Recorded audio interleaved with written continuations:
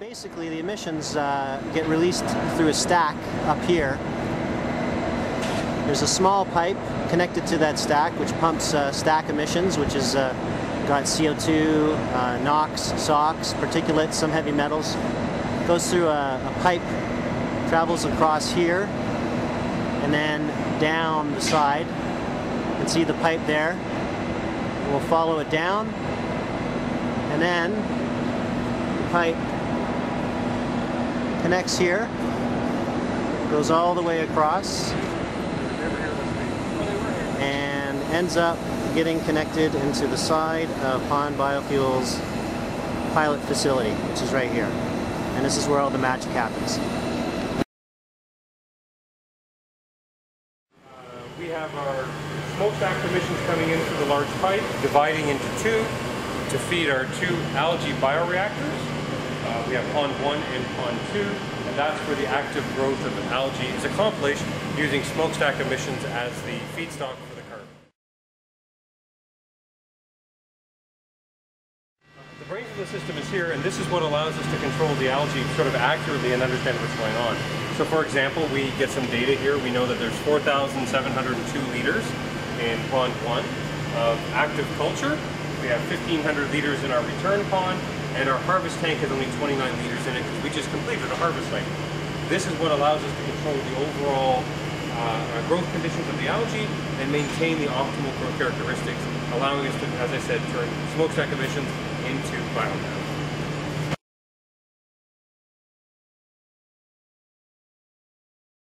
This is the guts of the system, the internals of the algae bioreactor, where we have an active culture of our photosynthetic organisms that are doing the carbon sequestration, actually turning carbon dioxide into value-rich biomass, which would include also the oil component of the biomass.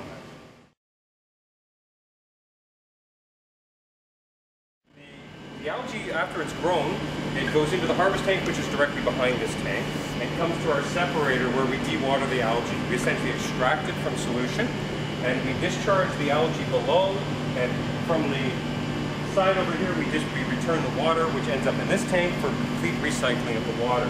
The only water that's actually used by the system is the water that's contained in the wet algal mass. So this is the algae as it comes out. There's a small amount of flocculant in here, which allowed us to separate it a little more quickly today. We were doing this for the filming. We don't normally use the flocculant, but that's what the algae biomass looks like when it's at home. There's about 10 kilograms of algae here, which would represent about 20 kilograms of sequestered carbon.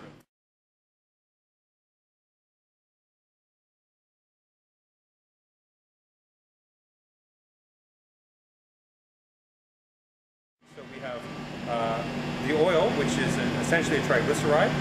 This oil can be converted into biomass using a very simple reaction, and into biodiesel using a simple reaction, and that can be burned in your diesel car or truck.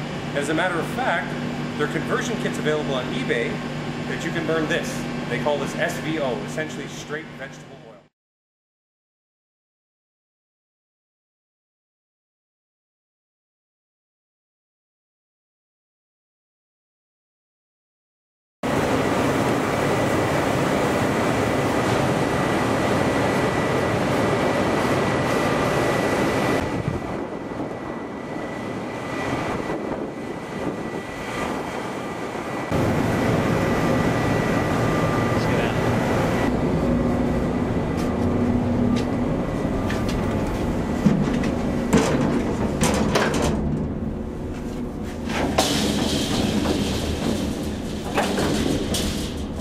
Even up here, the more you get away from the kiln, it's supposed to get cooler. Yeah, it's hot. Like Steve was saying, even you saw that space just above the kiln. Yeah. Like the kiln and the roof. Yeah. Even you can put up like a belt there with algae, and you can dry it. You could dry that. Yeah, that's amazing. Oh yeah, that's a good picture of the operation. This pipe that you see down there, Yeah. that's what goes to our site. Okay, so that pipe there. Yeah. Like right now now we're in the tower with the smokestack. Yeah. So it connects like 3 floors down, 3 or 4 floors down. It connects into the into their stack. So the pipe goes there. We draw the gas through that stainless steel pipe, then through the rubber pipe over there. And Get down the side to there, and then all the way to the pilot facility.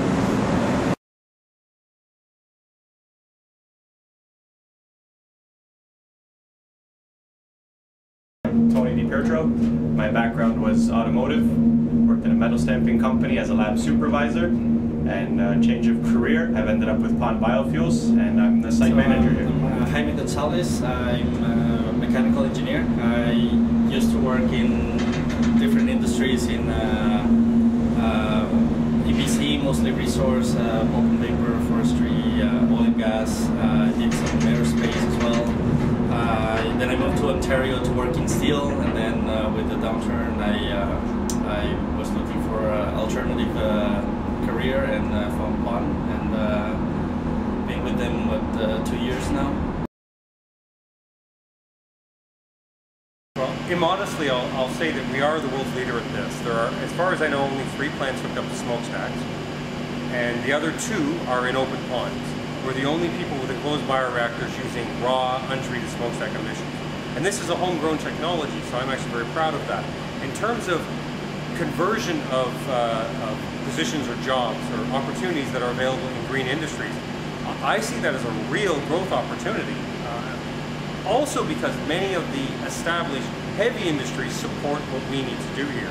Almost everything we have was custom fabricated, and it was custom fabricated using the same infrastructure that you would use for making bumpers.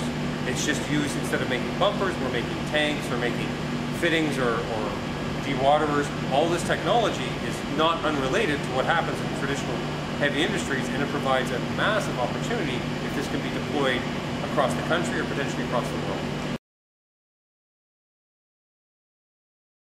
Well, St. Mary's Cement, if you consider the cement manufacturing process, we've got about 700 to 800 kilograms of CO2 being produced for every 1 ton of cement.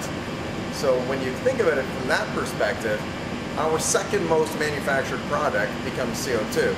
And that CO2 going out the smokestack is associated with climate change and greenhouse gases. We're taking a material that is being considered a pollutant. What that means now with Pond Biofuels is how can we take that and turn it into a product? And CO2, we know that, we've always known that photosynthesis requires CO2 to make oxygen and the building blocks of plant matter.